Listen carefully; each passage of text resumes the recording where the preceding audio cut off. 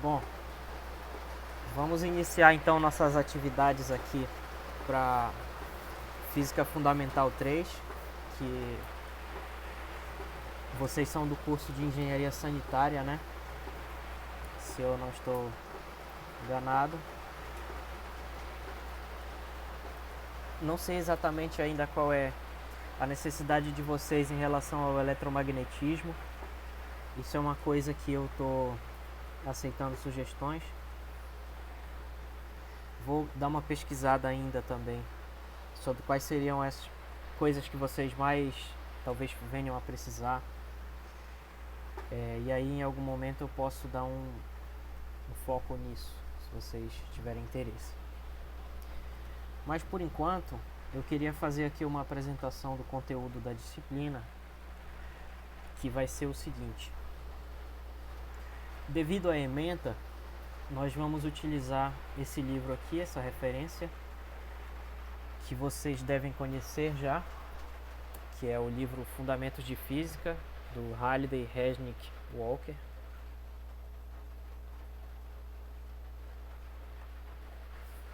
Que é muito usado há muito tempo em muitos cursos, muito conhecido.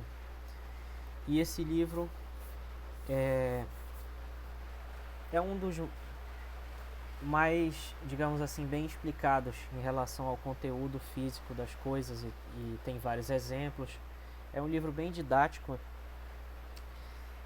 Como eu disse no WhatsApp, eu não vou abrir ele aqui para ler. De repente eu posso abrir para consultar alguma coisa, porque minha cabeça também não é uma enciclopédia.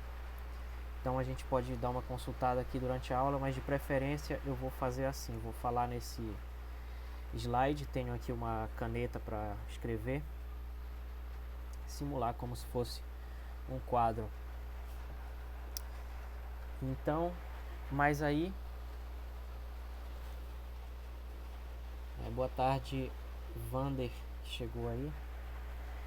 Então, vamos fazer o seguinte, vamos estar utilizando esse livro aqui, volume 3, que é o volume referente à disciplina, 9ª edição. Eu botei 9ª edição, mas na verdade esse livro muda muito pouco de edição para edição, então eu acho que tanto faz usar qualquer uma das 3 ou 4 mais recentes, não vai mudar quase nada.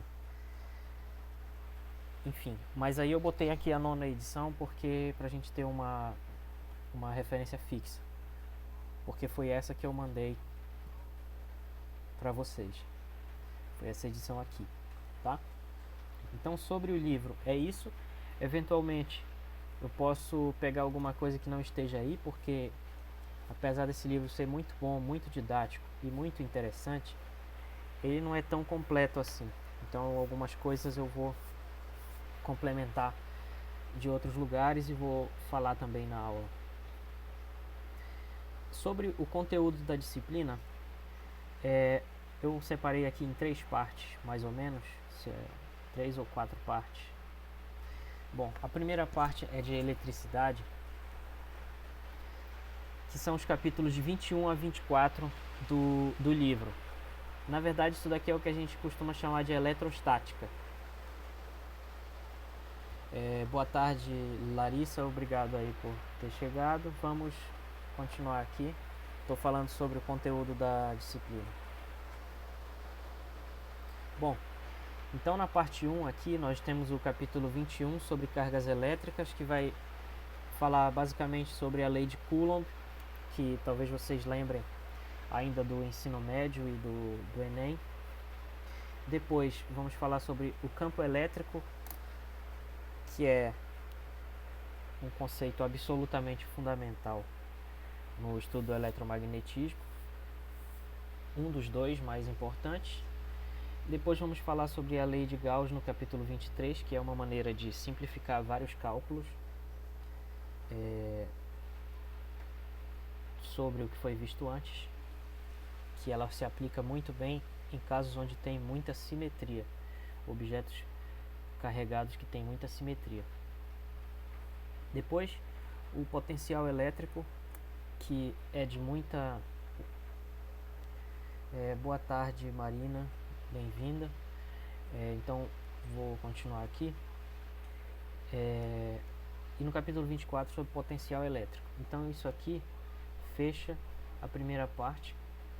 Essas partes não são necessariamente avaliações. A avaliação vai ser mais ou menos uma lista para cada 2 capítulos, uma lista de exercícios, onde eu vou dar um prazo de mais ou menos uma semana para vocês fazerem, e os exercícios serão semelhantes aos que eu vou resolver aqui nas aulas, tá?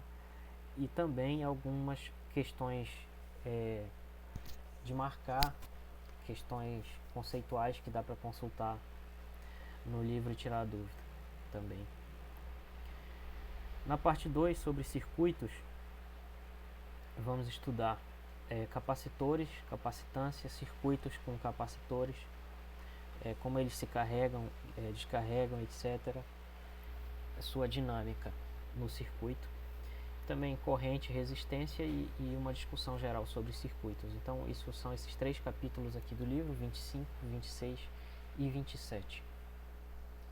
Se tiver algum problema com o áudio ou com a imagem, vocês me falem que eu vejo aqui na hora, tá?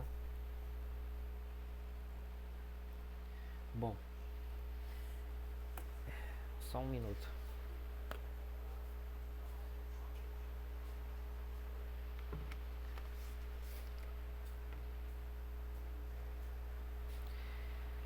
A terceira parte aqui vai ser de magnetismo e eletroddinâmica. Então, o campo elétrico, como eu disse na primeira parte, é um dos 2 conceitos mais importantes. O outro, um dos campos mais importantes, o outro é o campo magnético, que nós vamos estudar no capítulo 28. O campo magnético está relacionado com várias coisas que nós já estamos acostumados, como por exemplo os ímãs, que estão presentes em várias coisas do nosso dia a dia, como por exemplo os equipamentos de som que nós estamos usando nesse momento para nos comunicar.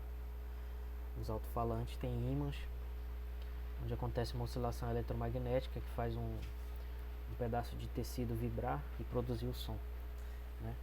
E isso vai ser no capítulo 29, nós vamos estudar os campos magnéticos gerados por uma corrente. Perdão, eu apertei errado aqui. Por uma corrente estacionária. E nós vamos ver que quando passa uma corrente elétrica num fio, esse fio gera um campo magnético. Depois, no capítulo 30, vamos estudar o fenômeno da indução e da indutância. Boa tarde, Eric, e outra pessoa que entrou antes. Boa tarde aí, bem-vindos. Bom, estou falando aqui sobre o conteúdo da disciplina ainda. Vamos usar o Halliday 3. É só vocês verem depois o início do vídeo que eu vou botar no YouTube, e aí tá tudo lá. Também vou deixar isso tudo escrito. Pretendo fazer isso esse final de semana. Boa tarde. Pretendo fazer isso nesse final de semana e enviar para vocês. Boa tarde, Luiz Felipe, bem-vindo também. Como eu estava falando aí para os colegas, e quem chegou primeiro já talvez esteja cansado de me ouvir repetir, mas não faz mal. As coisas que eu falei antes aqui de vocês chegarem, é só ver no YouTube. Boa tarde. Tá? Que ainda hoje vai estar o vídeo lá, ainda hoje à tarde, provavelmente. Bom, então é isso. Essa fecha uma parte de magnetismo e eletrodinâmica. E aí aqui a gente vai pular um capítulo, tá? Nós vamos pular o capítulo 31, que é sobre oscilações eletromagnéticas e corrente alternada. Apesar disso ser muito importante, eu diria, talvez seja uma das coisas mais importantes da disciplina em relação à questão da aplicação, pelo fato de que a corrente elétrica que nós usamos nas nossas residências é uma corrente alternada, e esse capítulo é o que elucida isso daí, não está no conteúdo. Então eu em princípio não vou falar. Se der tempo, ou se vocês demonstrarem me pedirem, eu posso falar sim, mas aí ele não será cobrado porque está fora da ementa da disciplina, certo? Então quando estiver chegando lá, vocês me dizem se querem esse capítulo, tá? Bom, e eu coloquei aqui na ordem errada, mas assim, depois do 31, lógico, o último capítulo 32 é que fala, esse está sim no conteúdo, fala sobre equações de Maxwell e magnetismo da matéria. Então nós vamos ver ao longo da disciplina que o eletromagnetismo ele pode ser escrito em termos de 4 equações apenas. Basicamente 4 equações que são chamadas equações de Maxwell, e essas equações elas descrevem todo o eletromagnetismo. Todos os fenômenos que nós vamos estudar aqui podem ser deduzidos, construídos ou descritos por essas 4 equações. Esse Maxwell foi um físico europeu do final do século XIX, que ele reuniu os trabalhos das outras pessoas anteriores a ele sobre eletricidade, magnetismo, eletrodinâmica, e ele que colocou a cereja no bolo e descobriu um fenômeno interessantíssimo chamado corrente de deslocamento, que fechou esse sistema. Como curiosidade para vocês, não são da área da física, mas então é só uma curiosidade, mas assim, o eletromagnetismo de Maxwell até hoje ainda é uma das teorias mais bem sucedidas da física, eu diria, que funciona melhor. Não é à toa que ela é ensinada em curso de engenharia, porque ela funciona, né? Uma teoria muito especulativa da física não entra numa aplicação, ela tem que ser sólida. E o eletromagnetismo já adquiriu esse nível de solidez. Bom, então aqui o eletromagnetismo ele fala sobre determinados tipos de fenômenos. Porque na física, como nas outras ciências, é muito difícil encontrar uma lei muito ampla, muito geral, que descreva tudo, né? Então a gente se concentra em fenômenos.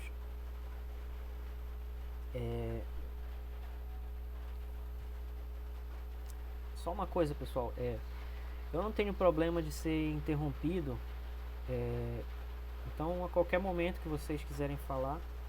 Eu sei que na primeira aula assim a gente está muito distante ainda, eu sou só uma voz aqui, mas eu estou à disposição de vocês para qualquer coisa, tá?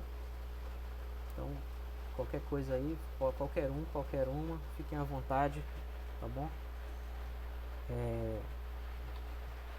Estamos aí, beleza?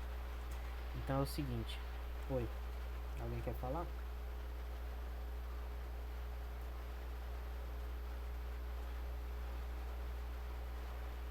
Apareceu um ruído aqui, mas tudo bem.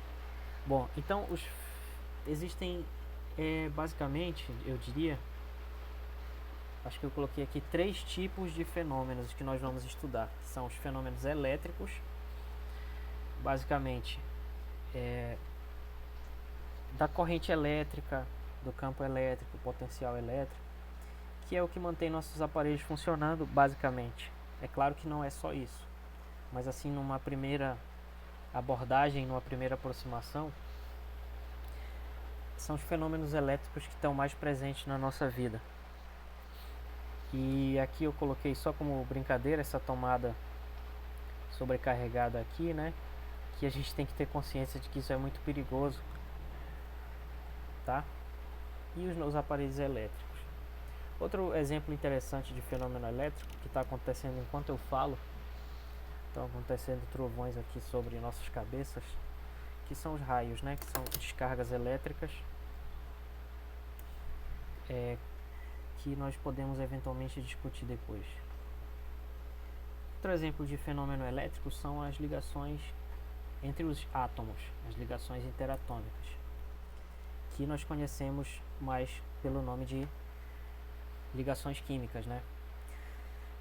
Ligações químicas são ligações entre os átomos. Então aqui eu botei como exemplo de dois tipos de ligação. Aqui do lado esquerdo uma ligação iônica entre o cloro e o sódio, que formam o nosso sal de cozinha, né? Nessa ligação iônica tem um elétron que vai do sódio para o cloro.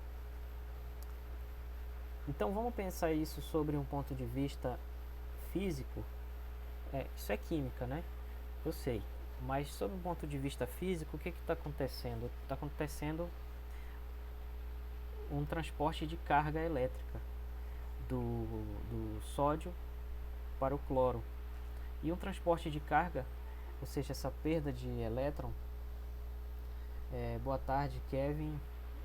Bem-vindo aí. Então, continuando, o que é... Boa tarde. O que é esse transporte de carga? Isso tem um nome, se chama corrente elétrica. Então, olha que interessante. O simples fato da existência do sal... não estava vendo aqui.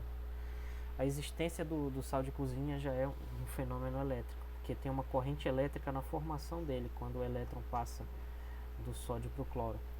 E aí isso vai gerar uma diferença de carga, um vai ficar positivo, o outro negativo, e eles vão se atrair. E vai se formar a ligação química. Aqui vai ser, na água, vai ser uma ligação covalente, tem uma estrutura diferente, mas vai ter, de um certo ponto de vista, o mesmo jogo acontecendo, porque o oxigênio é mais negativo e aqui vai se formar um polo mais positivo. Então vai ter também uma interação elétrica. Então vejam que tem uma coisa muito profunda aí, que é o seguinte: se tudo é feito de átomos e moléculas, então, e isso é mantido por uma interação elétrica, então tudo que existe é mantido microscopicamente por uma interação elétrica. Não é interessante isso? Então, não é só macroscópico. A eletricidade não é só macroscópica, como nos aparelhos que eu mostrei, no que nós estamos acostumados no dia a dia. A química, que mantém a ligação entre os átomos, é também um fenômeno elétrico, né? E na verdade, se a gente olhar aqui dentro do próprio átomo, pegar aqui por exemplo o sódio, aqui dentro tem prótons e aqui fora tem elétrons. E a interação entre o próton e o elétron também é uma interação de uma força elétrica, né? Então, na própria estrutura de cada átomo também está lá uma interação elétrica. Apenas uma observação técnica, digamos assim, o eletromagnetismo aqui dos átomos não é igual ao eletromagnetismo que nós vamos estudar, porque esse daqui seria a chamada eletrodinâmica quântica. Eletrodinâmica quântica, que ela fica reservada mais para física mesmo, né? Mas a ideia fundamental é a mesma, é essa que eu falei, não foge muito disso. A única diferença vai ser que aqui só tem níveis permitidos de energia, né? Aqui um outro nível que não está ocupado. Essa é a diferença do eletromagnetismo clássico para o quântico, é essa discretização aí das coisas. Bom, não só a ligação entre os átomos, mas a ligação entre as moléculas também é um fenômeno elétrico, né? Porque as moléculas também vão ter a sua polarização. Por exemplo, na água, quando se forma aqui um átomo de água, 2 hidrogênios e um oxigênio aqui, representados porcamente por esse meu desenho, aqui vai ser negativo, aqui vai ser mais positivo. Então aqui vai ter uma outra molécula de água, que parece o Mickey, aqui. Boa tarde, Marcos, bem-vindo. Bom, então aqui vai ter... Boa tarde. Então aqui vai ter um polo negativo e outro positivo, e eles vão interagir de que maneira? Só pode ser de uma maneira elétrica, que é a interação entre cargas positivas e negativas, como nós vamos discutir melhor daqui a pouco. E o nome dessa ligação é ponte de hidrogênio, né?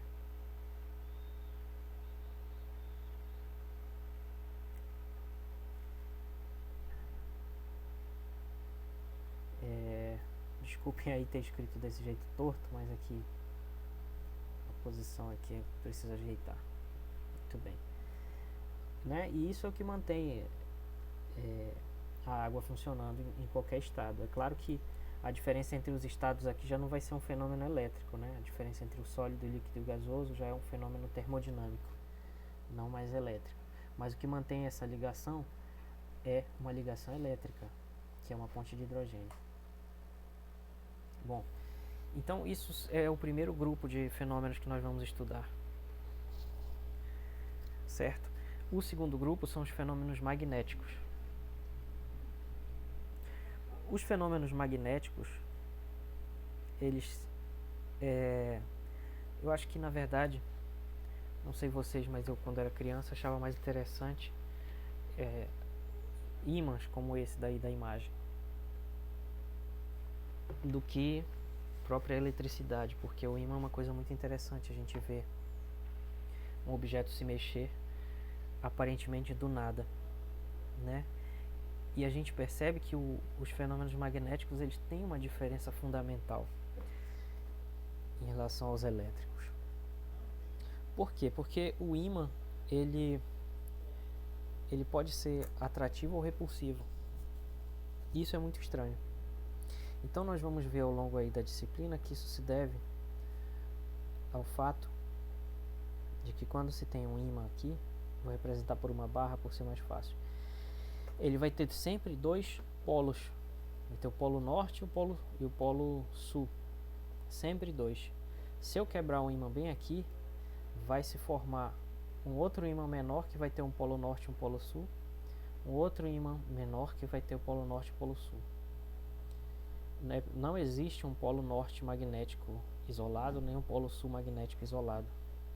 Então isso faz com que os padrões de força, né, uma força magnética, que é essa força exercida pelo ímã, isso faz com que essas forças sejam sempre assim, sejam sempre partindo de um polo para o outro, ó, mais ou menos assim.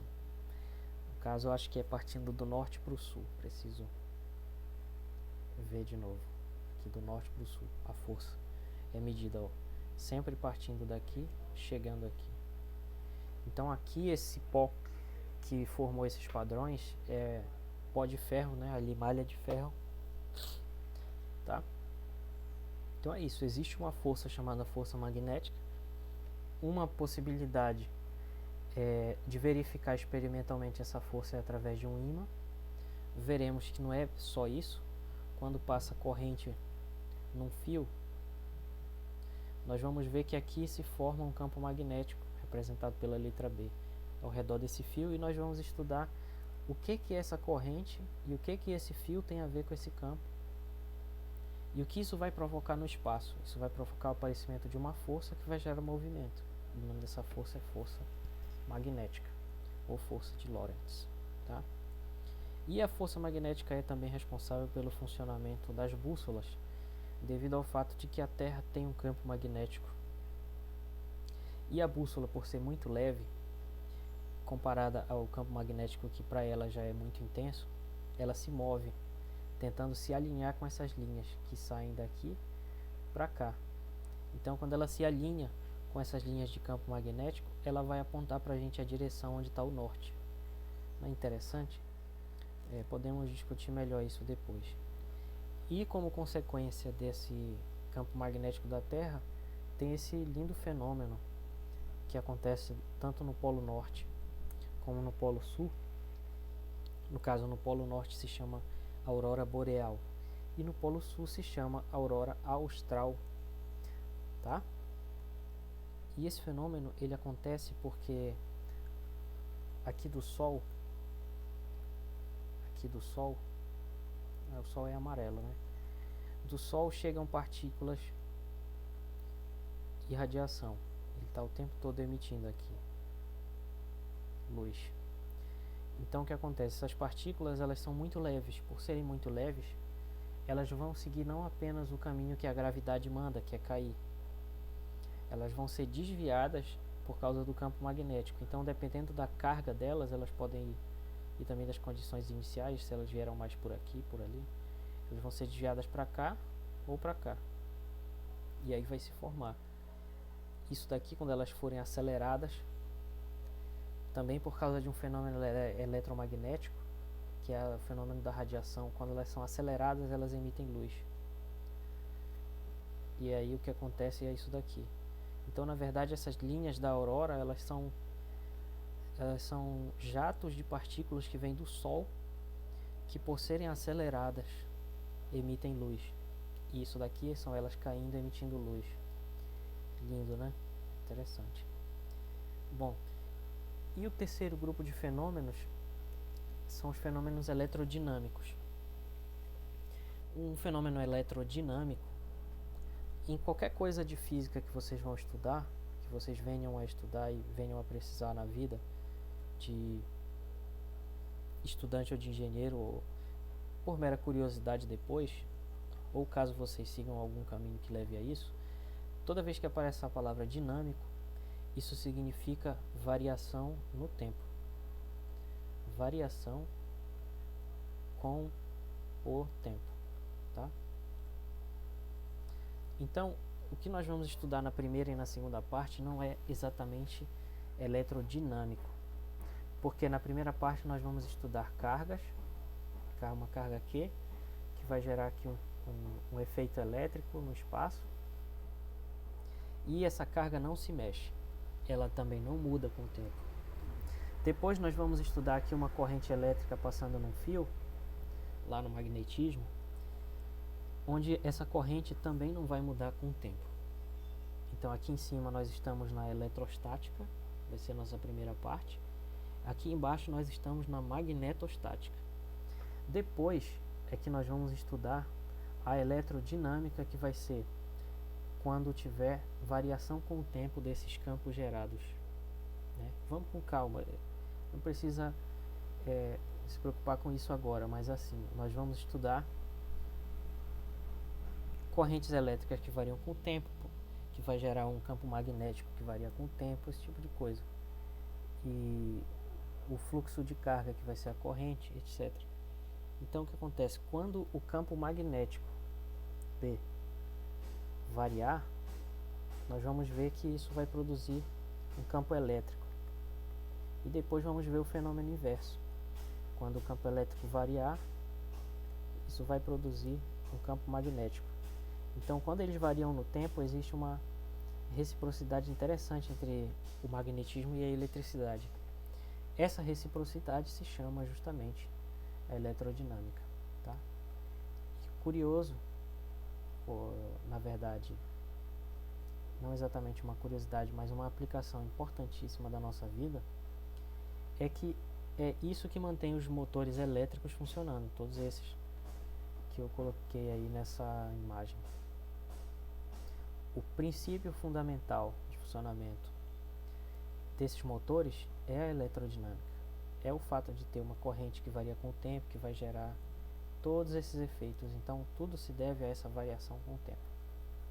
Então, na primeira parte, carga elétrica estática. Na segunda parte, magnetismo estático. E na terceira parte, eletrodinâmica. Certo? Alguém quer fazer algum comentário em relação a essa primeira parte?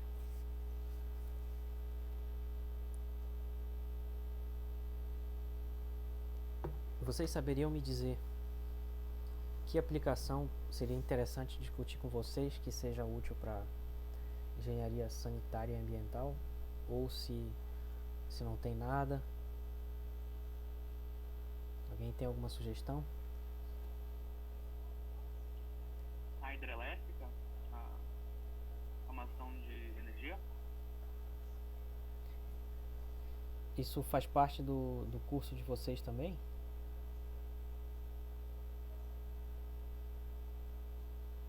Alô? Vocês vão estudar isso também? Vai precisar? É isso que eu quero saber. Não, é mais uma curiosidade, também se aplica na área mais ambiental do que sanitária. Ah, tá. Professor, Oi. eu acho que a parte das bombas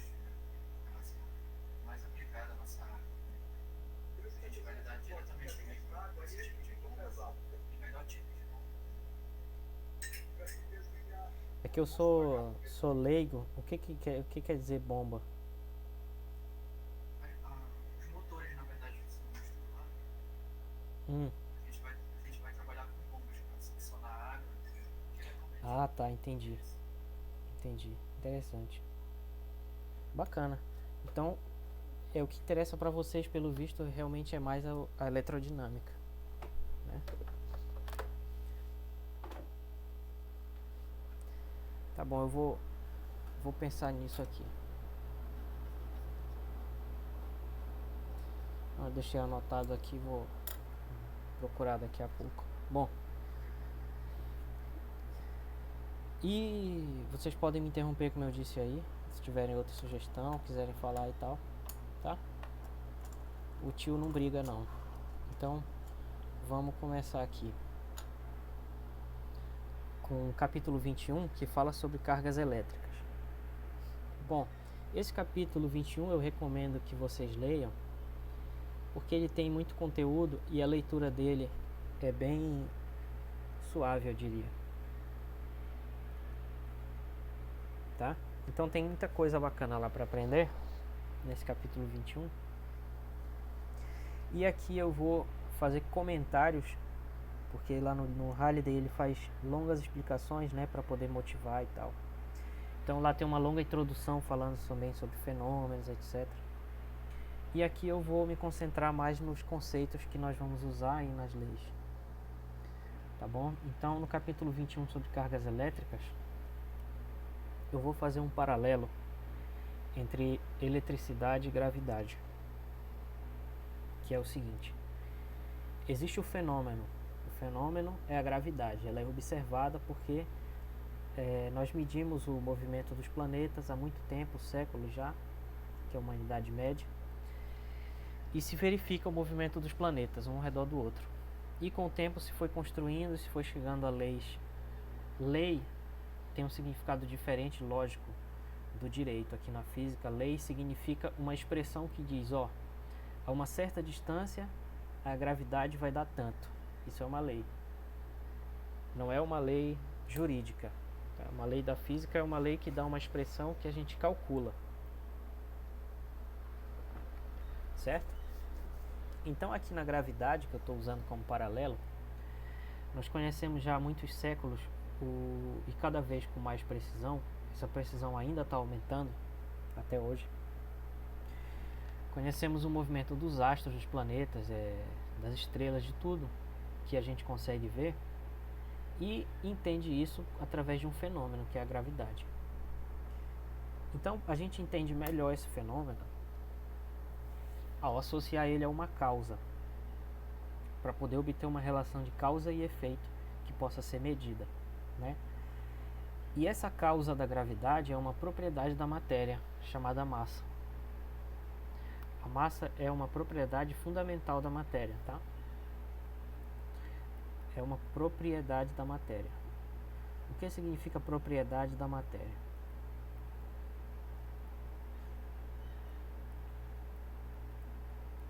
Significa que onde tiver matéria no universo, eu posso associar ela a uma massa.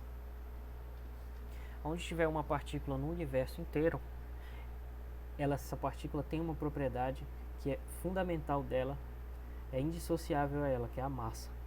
Essa massa é um número m, que tem uma unidade. No nosso sistema internacional de unidades é o quilograma, certo? Então veja que existe uma ligação muito grande entre gravidade e massa.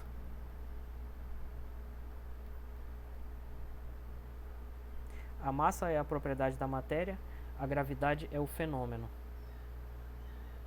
Não vai dar para enxergar aqui. A gravidade é o fenômeno.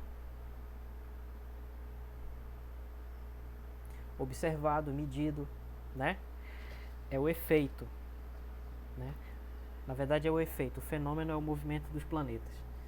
Então, para entender o movimento, a gente cria um conceito, que é o conceito de massa. Esse conceito pode ser medido e ele tem uma unidade. Quando as coisas podem ser medidas e tem uma unidade, aí a gente já está mais próximo de fazer ciência do que simplesmente usando apenas palavras. No caso das ciências exatas, né? Não quero desmerecer nenhuma outra ciência, porque elas têm outro procedimento, outro funcionamento. Mas ainda assim as outras ciências também usam estatística, que dá medidas numéricas. Então, veja, a massa é a causa da gravidade, tá? A matéria é tudo que existe, falando no sentido muito, muito amplo. Ela tem uma propriedade chamada massa. Cada porção de matéria vai ter a sua massa, que dá para medir. E essa massa produz um fenômeno chamado força gravitacional ou gravidade, ou campo gravitacional, como se diz lá nas teorias mais modernas. E paralelo a isso, nós podemos dizer que os fenômenos elétricos básicos, eles são causados também por uma propriedade fundamental da matéria, que é chamada de carga elétrica. Então, é muito difícil eu falar alguma coisa além do que é carga elétrica que não seja isso, certo? Porque até existe um outro jeito, mas é um jeito muito técnico que define ele como sendo um número que resulta de algum cálculo lá. Isso seria em teoria quântica de campos, uma coisa bem específica, que para vocês vai estar um pouco distante aqui. Então, o que acontece? Existe o fenômeno é a força elétrica. Né? Os fenômenos, na verdade, os fenômenos vão ser o quê? Atração e repulsão. Por exemplo, outro fenômeno, além da atração e repulsão, vai ser a corrente elétrica, a descarga, melhor dizendo, né? Falando assim de um jeito mais de quem está chegando agora, seria a descarga elétrica, um fenômeno. E esse fenômeno é causado por uma propriedade fundamental da matéria.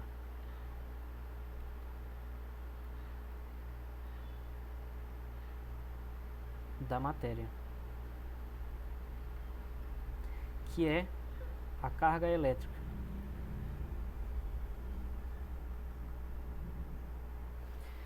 Então o que acontece? Como na natureza nós observamos que existe atração e existe repulsão, bem aqui do lado esquerdo está representada aqui a repulsão entre essas duas cargas, repulsão entre essas duas.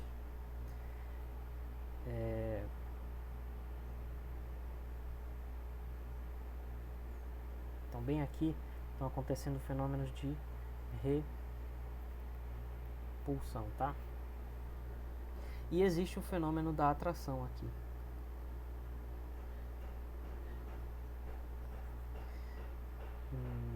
Tá? Inclusive tem um livro chamado A Lei da Atração. Não é disso que eu estou falando. Estou falando de outra coisa. Bom, existe a repulsão e a atração. Isso são fenômenos observados. Então o que eu estou dizendo é que eles têm uma causa. Assim como a gravidade é causada pela massa, essa atração e repulsão é causada por uma propriedade chamada carga elétrica. E essa propriedade pode ser medida. Essa propriedade ela tem uma medida, tá? Pessoal, desculpem aí a minha letra, mas é a que eu consigo fazer. Então, carga elétrica, ela tem uma medida. Ela tem, melhor dizendo, ela tem uma intensidade. Essa intensidade é medida através de um número positivo. Mas ela tem também um sinal. A intensidade ela é medida através de uma unidade chamada Coulomb. Já eu vou falar o que é o Coulomb, representado pela letra C, maiúsculo. E ela tem um sinal, tá?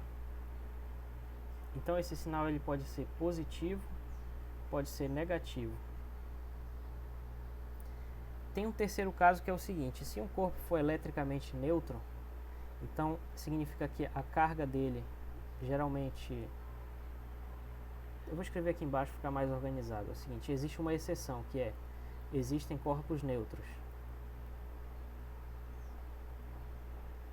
corpos e partículas também neutros. E aí a gente diz que eles têm uma carga total, uma carga Q total, ou líquida, igual a zero. E aí existem duas possibilidades. Por exemplo, o fóton, que é a partícula de luz,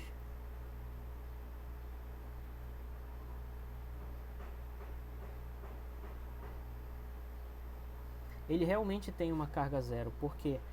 Porque ele não tem cargas dentro dele. Mas, por exemplo, a carga total do átomo de hidrogênio, onde aqui tem um próton P positivo, um elétron negativo orbitando nele, não ficou 100% esse desenho, né? Bom, mas o que eu estou dizendo é o seguinte: o átomo de hidrogênio, que ele tem um elétron que é negativo e um próton que é positivo, ele tem uma carga total nula também, né? O hidrogênio. Mas ele é diferente do fóton, porque aqui tem uma carga líquida igual a zero. Então dentro dele tem cargas opostas, mas a carga líquida é que é nula. E aqui o fóton, que é a partícula de luz, que descreve o fenômeno do efeito fotoelétrico. Não sei se isso interessa para vocês também, esse efeito, em alguma aplicação que seja de interesse, mas assim, são coisas diferentes. Existe uma partícula que tem uma carga nula porque ela realmente não tem carga. E existe aqui um átomo, por exemplo o átomo de hidrogênio, que é eletricamente neutro porque ele tem duas cargas opostas que se cancelam. Tá? Então é isso, a carga elétrica tem uma intensidade, é medida em coulombs, ela tem um sinal que pode ser positivo ou negativo, e além disso existem os corpos neutros, que são corpos que têm uma carga igual a zero, simplesmente. Tá bom? Assim, e essa carga elétrica, ela tem a sua existência devida à experiência, à observação. Então ela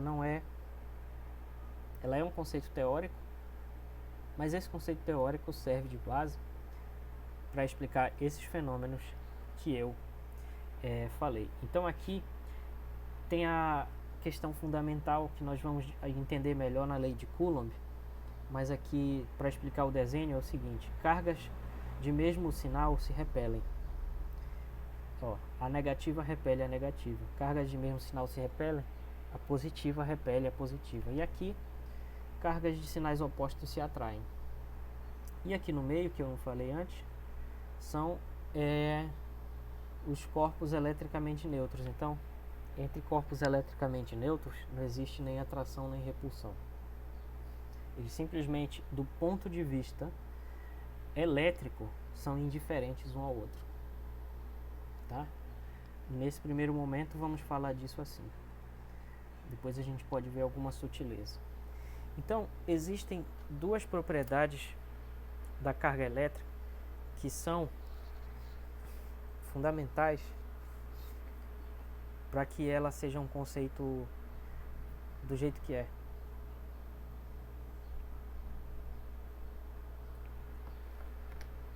Porque a gente fica discutindo assim, carga, a gente mede, mas qual é a origem disso, né? Qual é a origem de fato disso no mundo real? A gente pode se perguntar.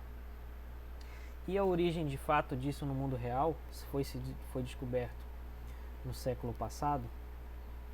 A origem disso são os átomos, certo? Então a origem disso são os átomos, porque os átomos eles têm um núcleo positivo e tem uma eletrosfera negativa.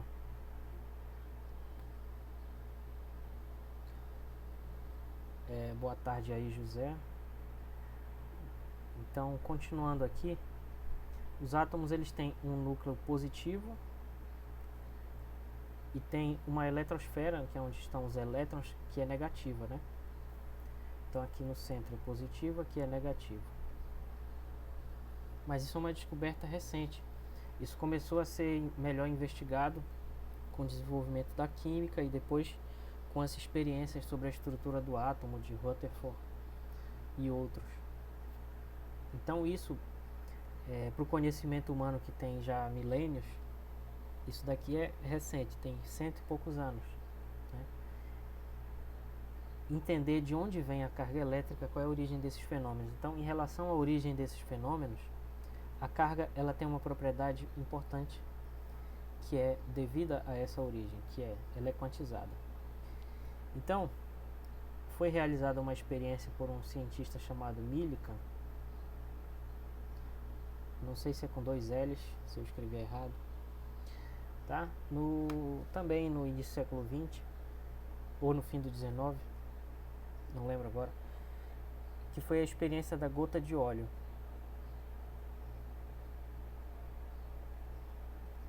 Que ele teve a seguinte ideia: para investigar se a carga elétrica ela tem uma quantidade mínima, né? Bom, eu acho que para eu explicar melhor isso daqui eu tenho que fazer uma pequena digressão sobre o que significa essa palavra quantizado, né? Porque hoje em dia essa palavra surge em alguns contextos que antigamente era impossível. Ela surgiu no cinema, por exemplo, em vários filmes, como por exemplo no filme dos Vingadores Ultimato. Essa palavra quântico surgiu lá em vários momentos. Também, ano passado e antes disso, surgiram os coaches quânticos também. Não sei se vocês tiveram contato com essa ideia aí pela internet. E outras coisas mais relevantes assim, não estou dizendo que o filme não é, o filme é. Estou falando assim em relação ao segundo exemplo.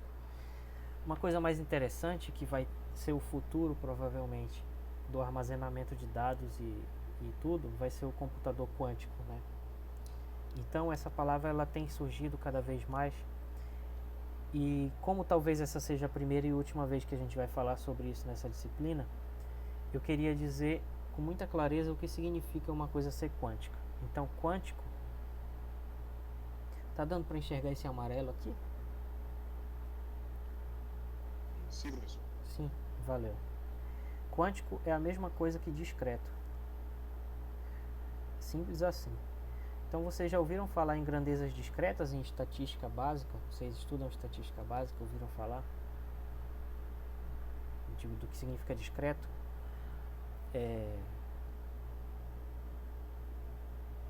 Ou não? Só para eu saber se eu não estou me repetindo demais aqui.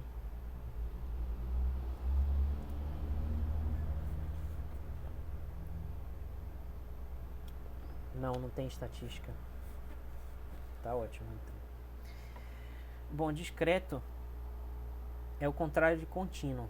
Então, por exemplo, assim, a quantidade de dedos que a gente tem na mão é um número inteiro, é 5. É uma grandeza discreta.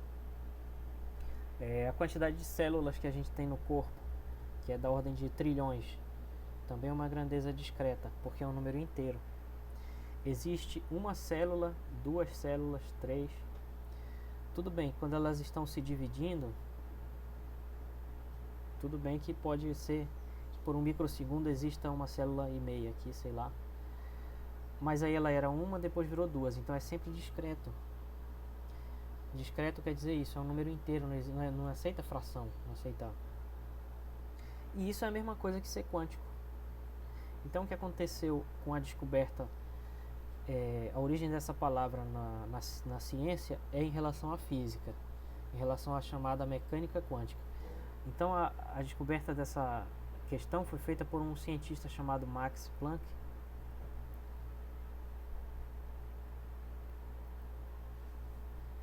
que estava investigando um problema teórico de física relacionado a aplicações práticas chamado radiação do corpo negro.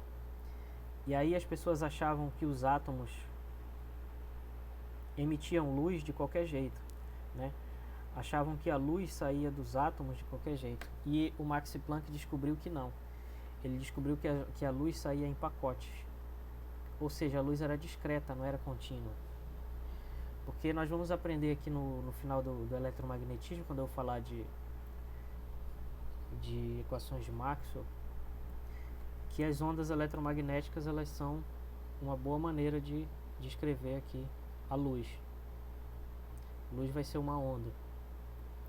Só que aí o Max Planck descobriu que quando a gente está estudando fenômenos que envolvem os átomos, isso não funciona. Porque a luz não pode ser simplesmente uma onda contínua, porque a onda, se você imaginar uma corda de um violão balançando, né, ela tem uma onda se propagando na corda, ela está produzindo uma onda no espaço, e essas ondas elas são contínuas. Elas não são feitas de pedaços. E aí o Max Planck descobriu que não, que quando um átomo emite luz, ele emite em pacotes de luz, que são os fótons que eu mencionei antes. Esse nome veio depois, mas não faz mal, né? Então, o reino da física quântica é o reino do átomo. A física quântica é a física que estuda os átomos. E as grandezas delas são grandezas discretas. Então, por exemplo, não sei se vocês vão lembrar disso, mas assim, aqui no átomo de hidrogênio, não sei se vocês lembram disso do ensino médio, se vocês tiveram a oportunidade de entrar em contato com isso, mas aqui no átomo de hidrogênio ele tem um próton no centro. Tá ruim de enxergar aqui. Rapidinho, só fazer o seguinte.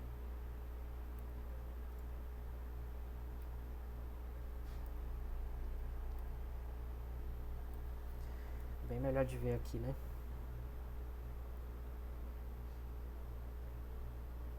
O que eu estou dizendo é o seguinte: aqui tem o átomo de hidrogênio, por exemplo, aqui tem um próton, e aqui vão ter níveis de energia. Então essa descoberta de que, por exemplo, não pode ter um elétron bem aqui, ó, entendeu? Aqui vai ter um nível de energia E1, aqui vai ser um nível E2, aqui vai ser E3, e aqui é que vão estar os elétrons. Só podem estar aqui, nesse nível de energia. Aqui no meio não pode. Por quê? Porque a energia é discreta. Ela só existe nesses níveis de energia aqui. Então, o que o Millikan descobriu, porque estava nessa época aqui de descobrir essas coisas da física quântica, o que ele descobriu foi que a carga elétrica, ela funciona assim também. A carga elétrica é discreta. Então, eu não posso ter qualquer valor de carga elétrica. E ele descobriu qual é o menor valor possível de carga elétrica. Ele descobriu o seguinte: existe um valor mínimo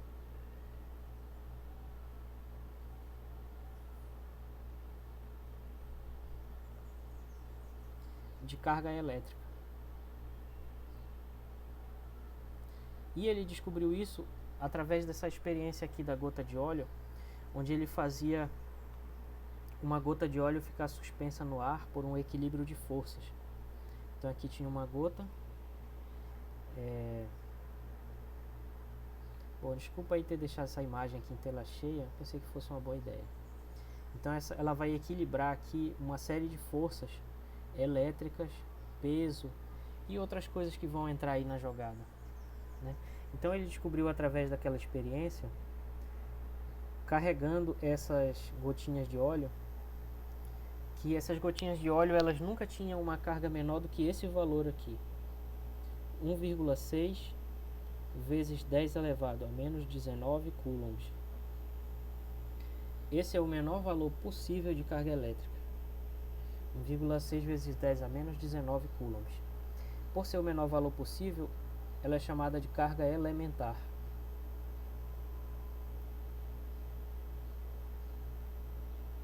E devido a esse nome elementar, ela é representada pela letra E. Então esse aqui é o menor valor possível de carga elétrica, tá?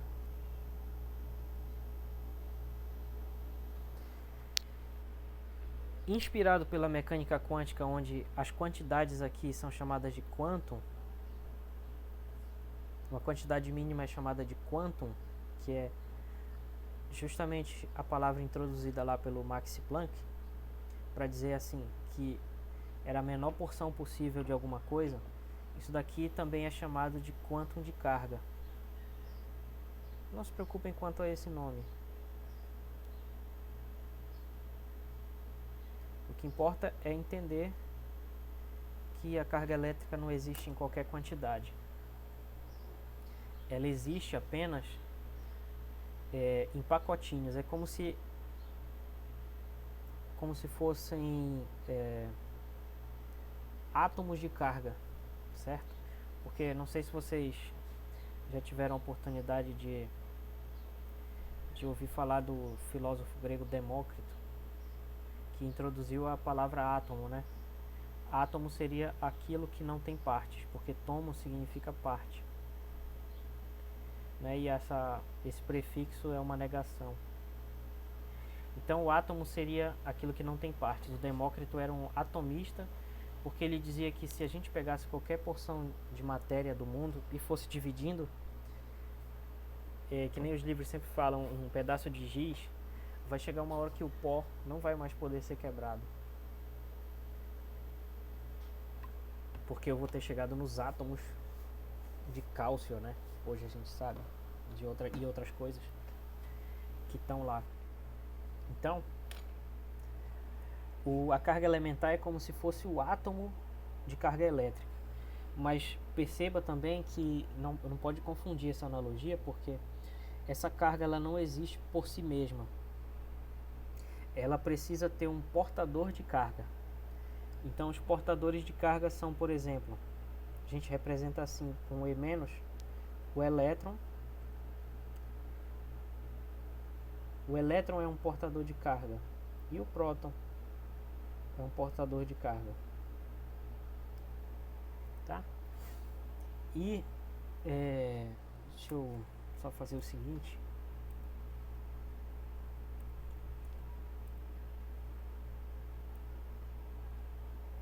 Para não ficar confuso. Então, é assim.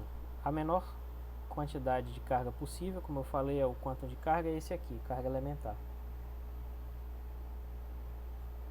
Carga elementar, que é representada pela letrinha E, é 1,6 vezes 10 a menos 19 coulombs. E aí eu estou falando o seguinte: a carga ela não existe por si mesma, ela não tem vida própria, ela existe como uma propriedade de um objeto. Então os principais são, para as nossas discussões, os que formam os átomos, que é o elétron. A carga dele vai ser a carga do elétron aqui. Geralmente a gente bota assim, Qzinho. Aí aqui, como é o elétron, eu botei o símbolo dele, que é o E-, ela é menos E. Então a carga do elétron é menos 1,6 vezes 10 a menos 19 coulombs. E lá no centro do átomo tem também o próton, que é positivo. A carga do próton é mais E, ou seja, mais 1,6 vezes 10 a menos 19 coulombs. Então o que a quantização da carga diz é o seguinte: tem um elétron, o elétron tem essa carga e eu não posso dividir essa carga. Eu cheguei na barreira, eu cheguei no constituinte fundamental da matéria, quando eu chego no elétron. Na verdade, se a gente for para a física de partículas, tem como entender o próton feito de outras partículas que vão ter uma outra carga, mas ainda assim vai existir um outro quantum de carga que vai ser 1/3 da carga elementar. E a gente pode dizer que é uma nova carga elementar, né? Mas não se preocupem quanto a isso aqui. Para todos os efeitos que nós vamos precisar, isso aqui é suficiente, porque a gente vai discutir fenômenos elétricos e não fenômenos subatômicos, nucleares, né? Bom, então isso é uma coisa sobre a carga elétrica, ela é quantizada. Então a gente tem o seguinte: cargas permitidas. Quais são as cargas permitidas? Qualquer múltiplo desses aí, só não pode ser um múltiplo fracionário. Então é possível ter uma partícula com uma carga E, com uma carga 2E, com uma carga 10 elevado a 23 vezes E, que é um número inteiro, e com cargas negativas, como por exemplo o elétron tem carga menos E, dois elétrons juntos, menos 2E, e assim por diante, até menos 10 elevado a 200, por exemplo, cargas elementares. E aí nós vamos ver depois que, apesar dessa quantização da carga, a gente pode fazer uma aproximação macroscópica.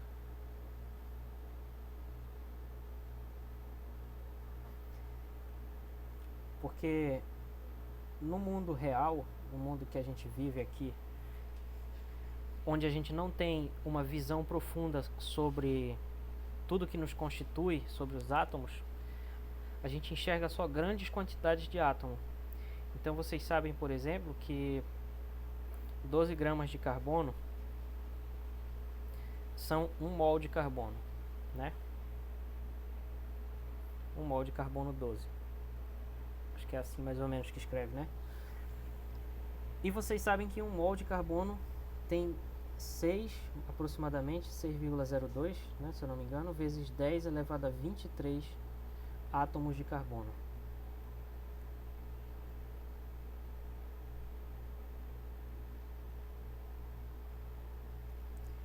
Certo?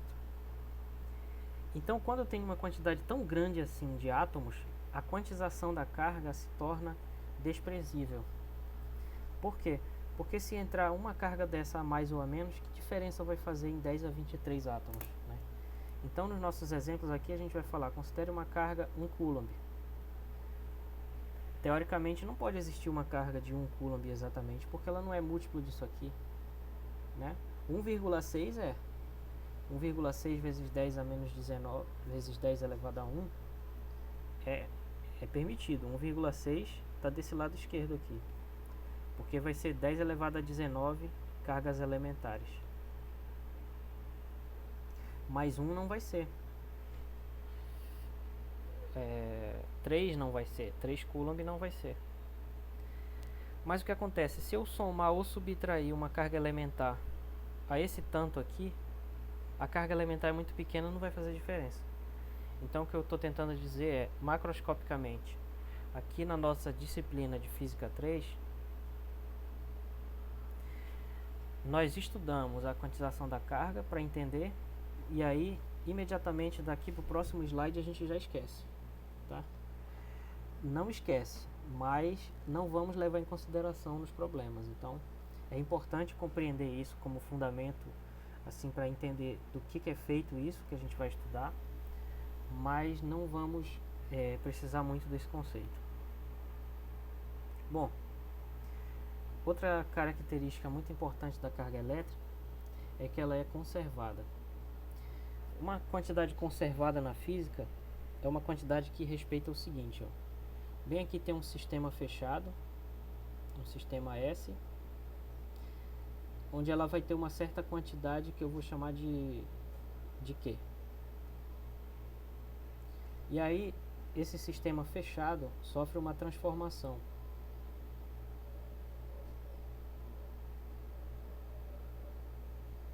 E aí o sistema vai ter mudado, vai se tornar outra coisa. Vai ter outras características. Mas se ele for fechado, mesmo que ele tenha mudado, ele seja agora um S', essa quantidade, se ela for conservada, ela se mantém constante. Então, uma quantidade conservada na física é uma quantidade que, quando eu tenho um sistema fechado e aplico uma transformação nele, essa quantidade não muda. Então é assim, por exemplo, com a energia. Existe a conservação da energia, né? Que é o que acontece, por exemplo, que alguém lembrou ali da hidrelétrica. Eu sei que eu estou falando talvez seja bobagem perto do que vocês vão precisar, mas assim, na hidrelétrica tem aqui, ó, uma água, né? A quantidade de água que ela tem uma energia potencial gravitacional. E aí ela vai descer, vai fazer o motor girar, e aqui ela vai estar numa altura menor, digamos aqui H igual a 0, aqui um H igual a, sei lá, 100 metros. Não sei se é razoável esse 100 metros, mas assim. E aqui a energia potencial dela vai ser 0.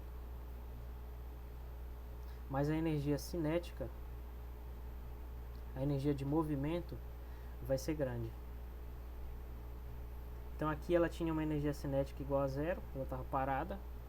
A gravidade fez ela se mover, transferiu energia para as turbinas lá, produziu eletricidade. E aqui a energia cinética aumentou e a potencial diminuiu. Então existe uma conservação de uma quantidade chamada energia mecânica, que vai ser a soma das duas, a cinética mais a potencial. Então isso é um princípio de conservação, ó. Aqui a água vista como um sistema físico tinha uma quantidade de energia, sofreu uma transformação, se tornou um outro sistema com outras características, no caso com outra energia cinética e outra energia potencial, mas essa quantidade que foi conservada. Essa quantidade aqui foi conservada.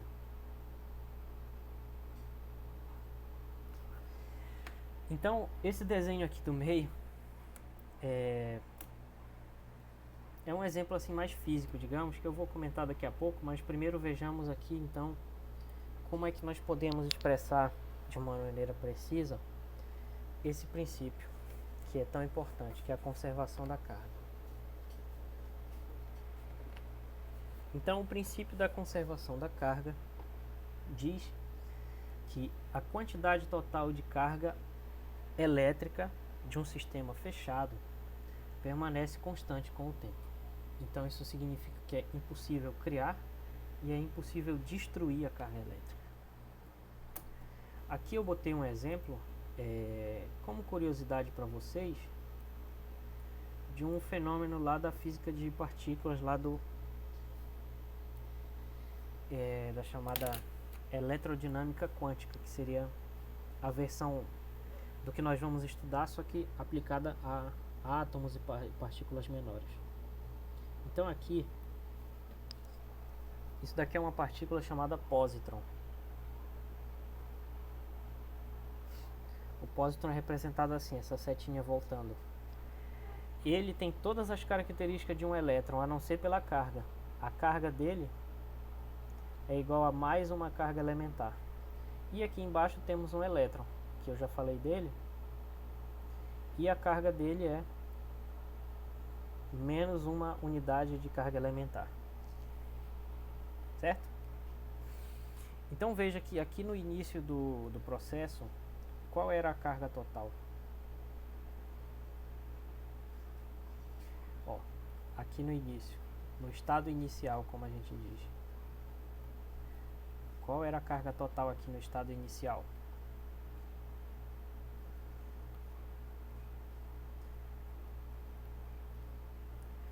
A carga total era uma certa carga Q, que é igual à carga do elétron mais a carga do positron. Então vai ser menos E mais E igual a zero. Tá? Então a carga inicial desse processo, o nome desse processo é aniquilação, criação e aniquilação para elétron-positron. Que é o seguinte, quando um elétron aqui embaixo se choca com um positron aqui em cima, os dois se aniquilam. Eles se tornam uma partícula de luz. Já tinham ouvido falar disso? Ó, existe uma partícula chamada positron, que parece muito com um elétron, só que tem a carga inversa dele. Que se ele encontrar com um elétron, os dois se destroem. Os dois se aniquilam e viram uma partícula de luz. Um fóton.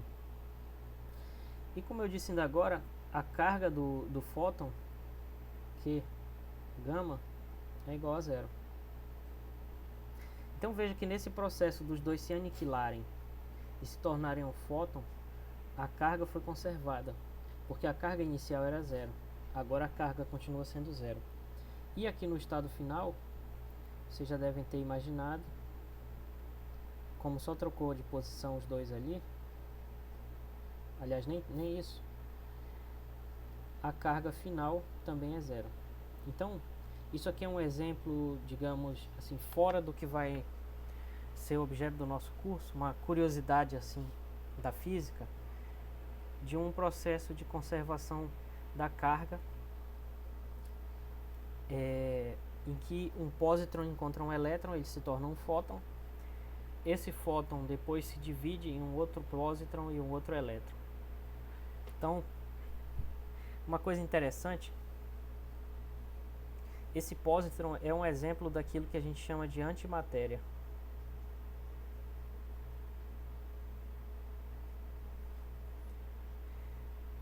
Porque ele tem a mesma propriedade da matéria, mas ele tem uma carga inversa. E aí quando a matéria, que é o elétron, se encontra com a antimatéria, que é o positron, os dois se aniquilam e viram luz. Incrível, né? Bom, um exemplo aí, uma curiosidade para vocês. Se alguém quiser perguntar, questionar, sugerir, estamos sempre aí. Porque agora eu gostaria de iniciar outra coisa. Alguém quer falar sobre a carga aí, perguntar, dizer alguma coisa? Fique à vontade.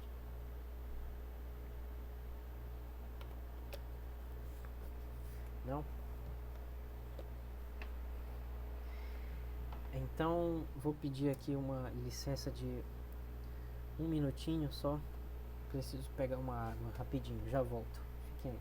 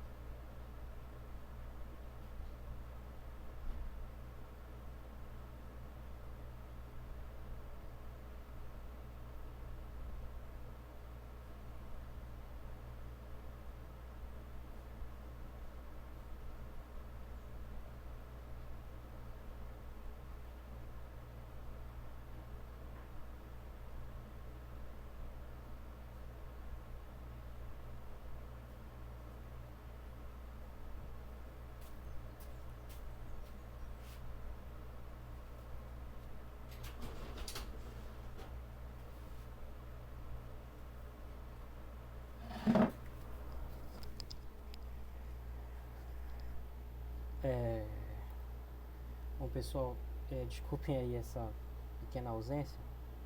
Então é o seguinte, vamos continuar aqui.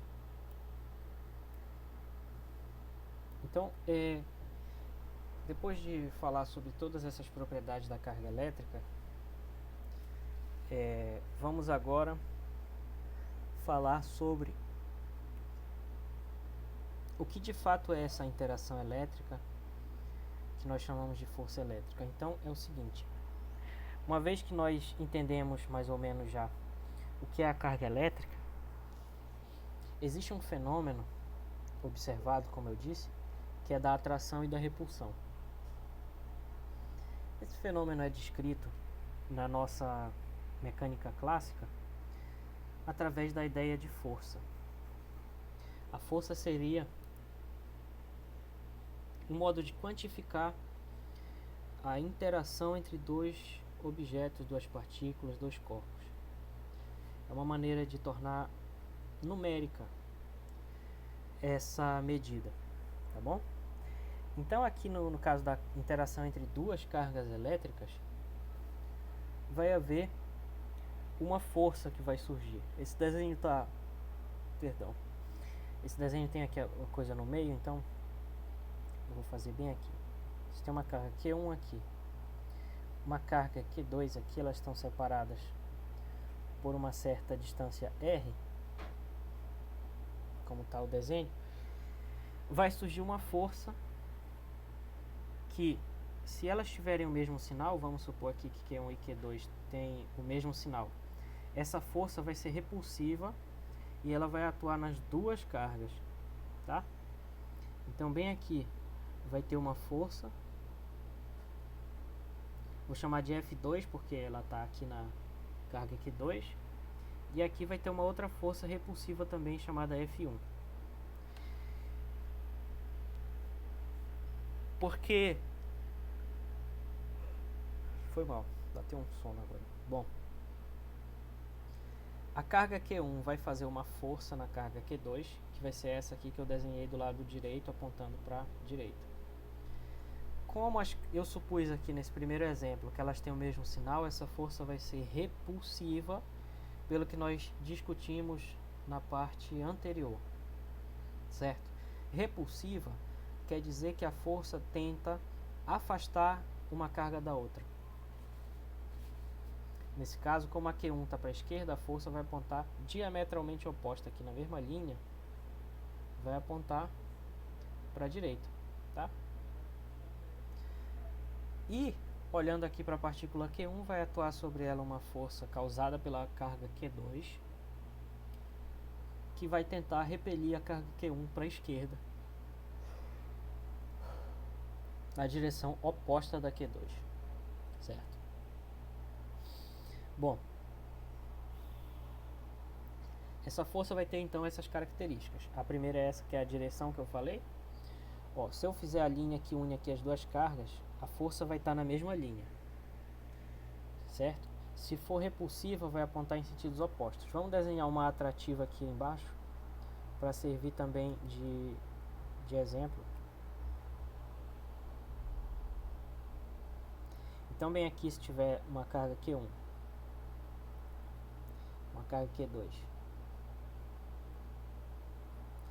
e elas estão separadas aqui por uma mesma distância R. Eu sei que o desenho não está indicando que é igual, mas não vamos se preocupar com isso agora, que a gente está falando de outra coisa. Vamos supor agora que elas têm cargas opostas. Não interessa qual é positiva e qual é negativa por enquanto, certo? Porque se elas tiverem sinais opostos, a força vai ser atrativa. Tá bom. Então aqui vai aparecer uma força F2 na carga Q2, causada pela primeira. E na carga Q1 vai aparecer uma força atrativa que vai ter o mesmo tamanho da F2, só que o sentido oposto. Vai ser uma F1. Tá? Então, quando as cargas tiverem o mesmo sinal, a força é repulsiva, como eu disse. E quando tiverem sinais opostos, vai ser a atrativa.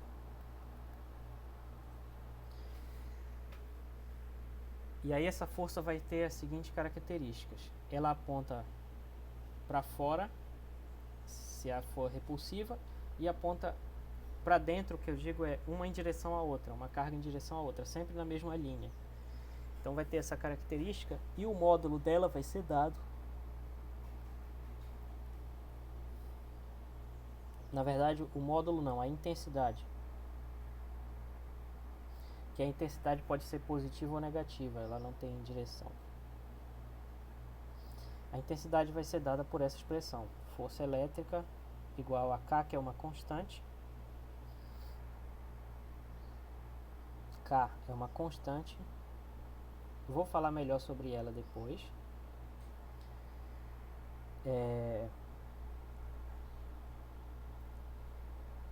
Q1 e Q2 são as cargas, né, envolvidas.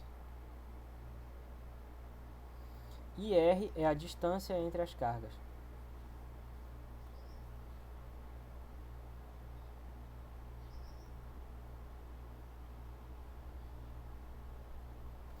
Tá? Então essa força de Coulomb, chamada lei de Coulomb, essa expressão aí é chamada lei de Coulomb. A lei de Coulomb, ela tem então essas quatro componentes aqui, ó. Ela tem uma constante K. Essa constante tem a ver com a questão da proporcionalidade. Sempre que tem uma lei assim que diz a força é proporcional às cargas, inversamente proporcional ao R2, tem que ter uma constante para balancear isso entre o que foi medido experimentalmente e essa previsão teórica. E também é preciso, essa constante também tem o papel de fazer o ajuste dimensional. Por quê? Porque se a gente olhar bem aqui, a força ela tem uma unidade que é o Newton, que é quilograma vezes metro por segundo ao quadrado, massa vezes aceleração. E aqui vai ter Coulomb ao quadrado, que eu ainda preciso dizer o que é um Coulomb, ainda não falei. Sobre distância ao quadrado, então não bate, as unidades não batem. Quando eu coloco essa constante, ela vai ter uma unidade tal que vai cancelar essas duas aqui, isso aqui, e vai dar exatamente uma unidade de força, tá? Não vamos se preocupar com essa constante agora. E aí na lei de Coulomb aparecem também o produto das duas cargas aqui, o que significa que quanto maior essa carga, Q1, ou maior a carga Q2, maior vai ser a força elétrica. E aparece também o R, que é a distância entre as cargas.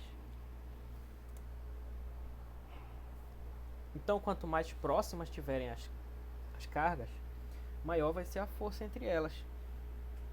Quanto mais distante elas estiverem, menor vai ser a força. Por quê? Porque a força varia com o inverso do quadrado. Essa lei do inverso do quadrado, por si só, já é um tema muito interessante para se discutir. Então eu fiz aqui um gráfico para nos ajudar a entender, né? Não vamos nos preocupar com os números, porque isso aqui é apenas um exemplo de uma coisa que varia com 1 sobre... eu botei Z aqui, mas deveria ser R, que é a distância R. 1 sobre R ao quadrado.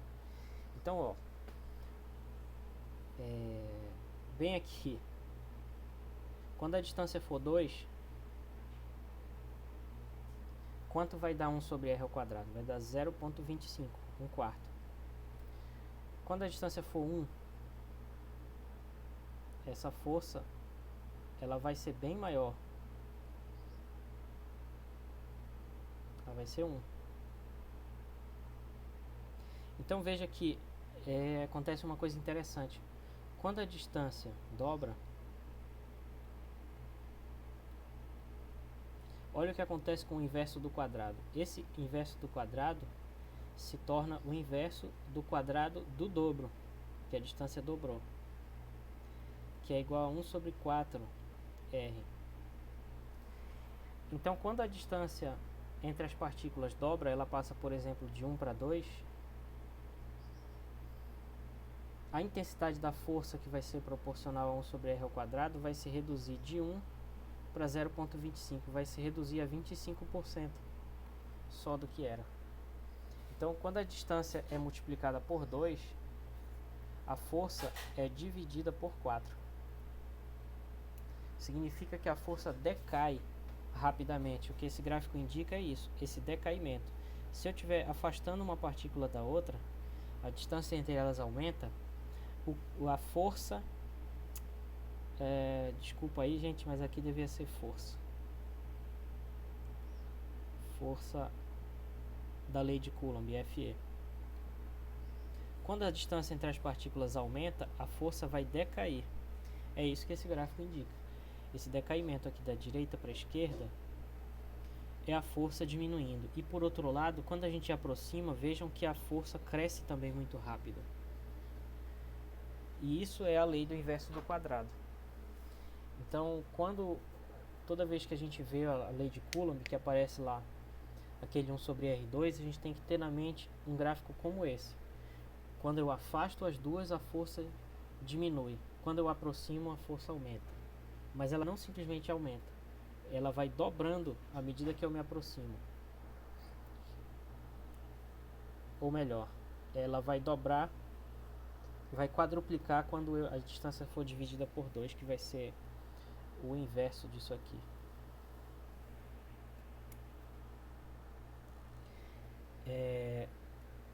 Antes de ver o exemplo, faltou eu dizer o que é um Coulomb. Então, o que acontece? O Coulomb é a unidade fundamental, mas na prática não. Porque na prática é muito mais fácil ter um amperímetro para ligar as duas extremidades do fio e medir a corrente, né? Então o amperímetro mede a corrente,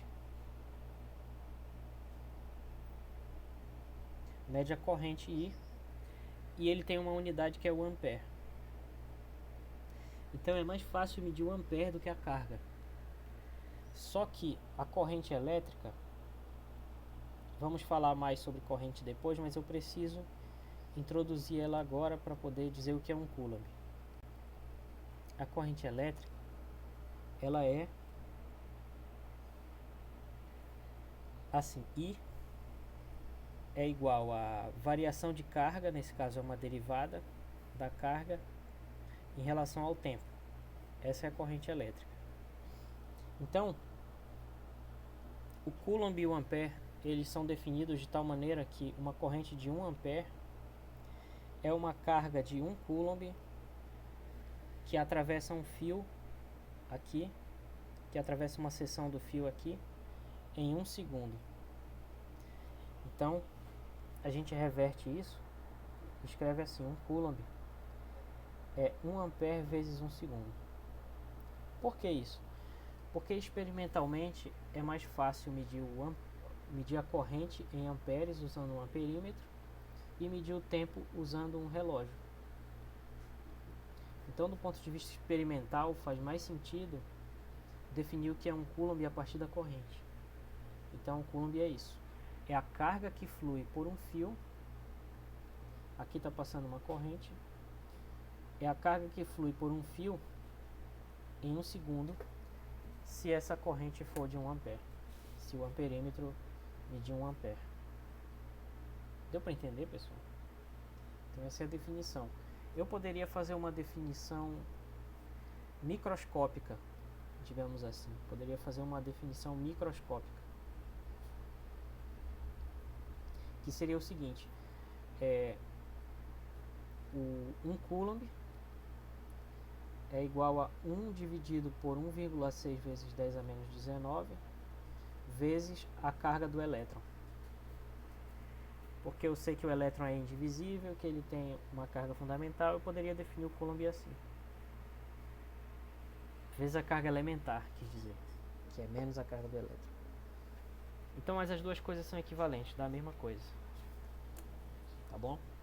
Apenas assim, você já deve ter usado um amperímetro antes. Faz já um tempinho que eu não uso, mas 1 ampere é uma corrente muito grande. Então, 1 Coulomb passar em 1 segundo seria uma corrente altíssima. Então vejam que 1 Coulomb já seria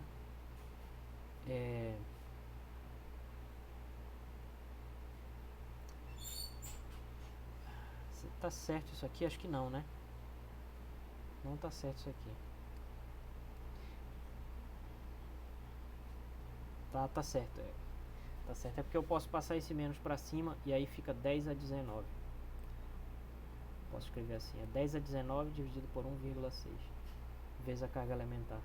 Então veja que 1 Coulomb tem uma quantidade muito grande de cargas elementares, né?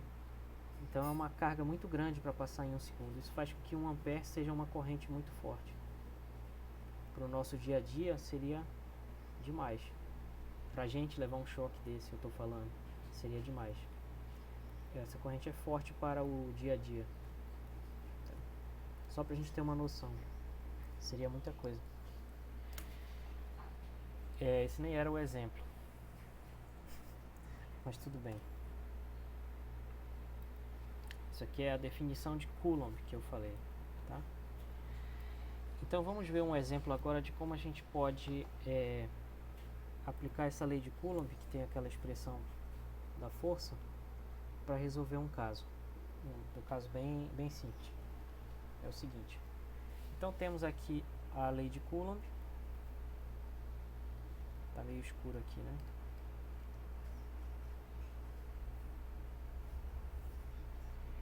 Temos a lei de Coulomb,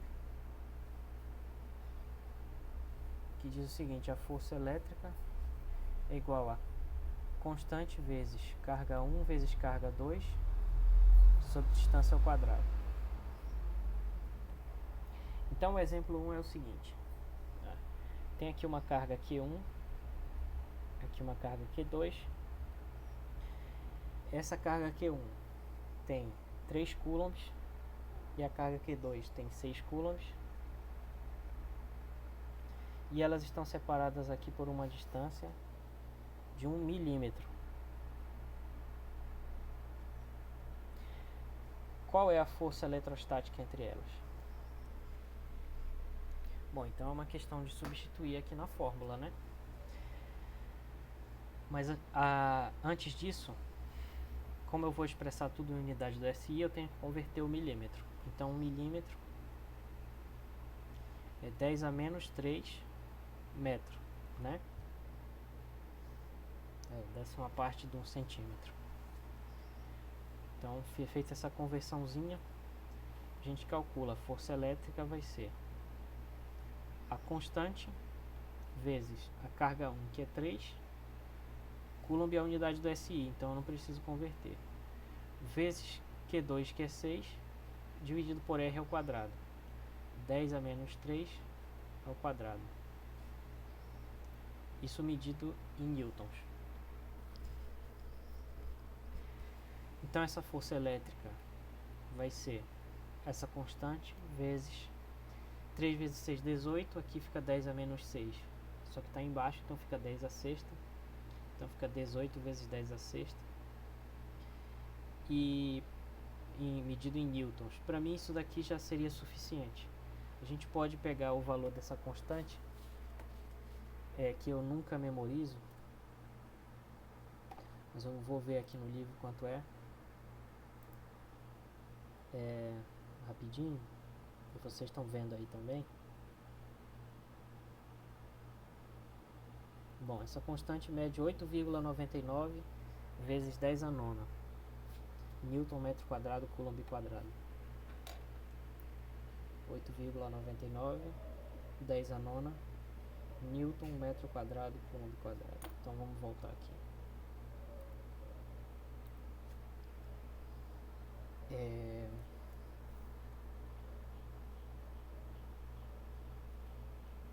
Não dá mais para apagar isso aqui, mas assim.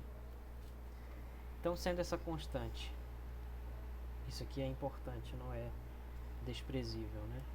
8,99 vezes 10 a nona Newton vezes metro quadrado sobre Coulomb quadrado. Sendo isso, a força elétrica fica então esse produto. Então fica 18 vezes 8,99.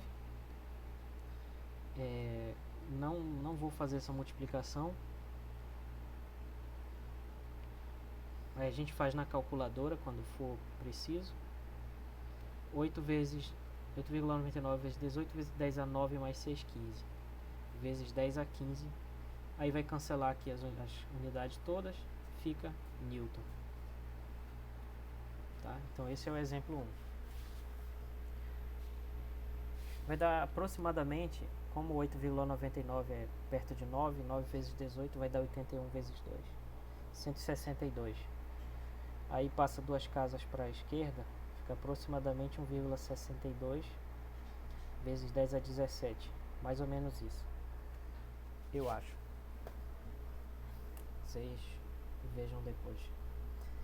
Aí o exemplo 2 é o seguinte. Imagina uma configuração muito parecida com essa. Só que agora tenho aqui uma carga Q1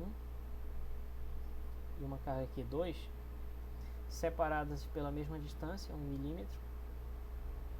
Só que agora a carga Q1 mede menos 3 Coulomb e não 3. E a carga Q2 mede os mesmos 6 Coulomb. Então a pergunta é: o que acontece se a carga Q1 muda de sinal? O que acontece com a força? Então bem, aqui era uma força atrativa ou repulsiva?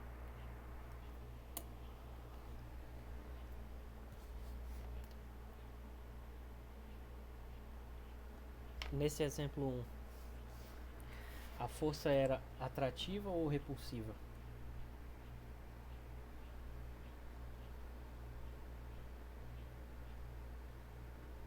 Repulsivo?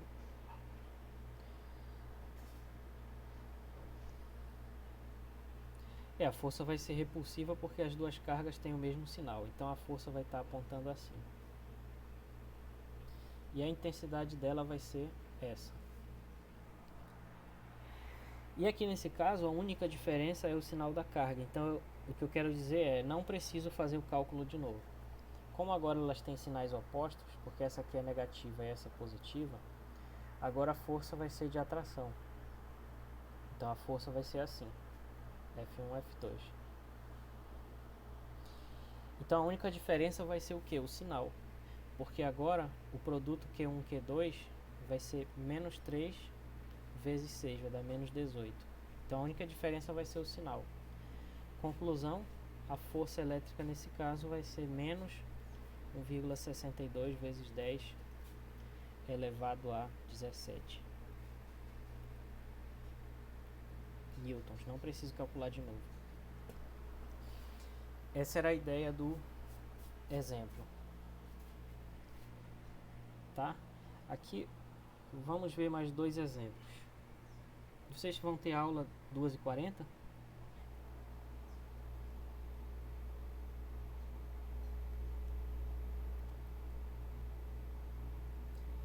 Alô, pessoal, tem alguém assistindo? Alguém? 2,50. 2h50. Tá. Obrigado por terem respondido. Então eu vou encerrar agora para não atrapalhar vocês, tá bom? Que é até 2h40 mesmo. Então, obrigado por terem vindo. Foi um prazer conhecer vocês aqui, iniciar essa disciplina. Ficamos então assim terça e quinta de 1 às 12h40. Lá, na verdade, o horário seria 3 horas na primeira aula e 2 na segunda. Então a gente ainda precisa encontrar um terceiro horário para isso. Ou eu posso gravar de forma assíncrona e botar também no canal um complemento por semana. Não sei o que vocês acham. Então é isso, essa foi a nossa primeira aula. Na próxima a gente continua falando sobre lei de Coulomb, finaliza o capítulo 21 e começar o 22. Então obrigado, gente, estou à disposição aí pelo e-mail e pelo WhatsApp também.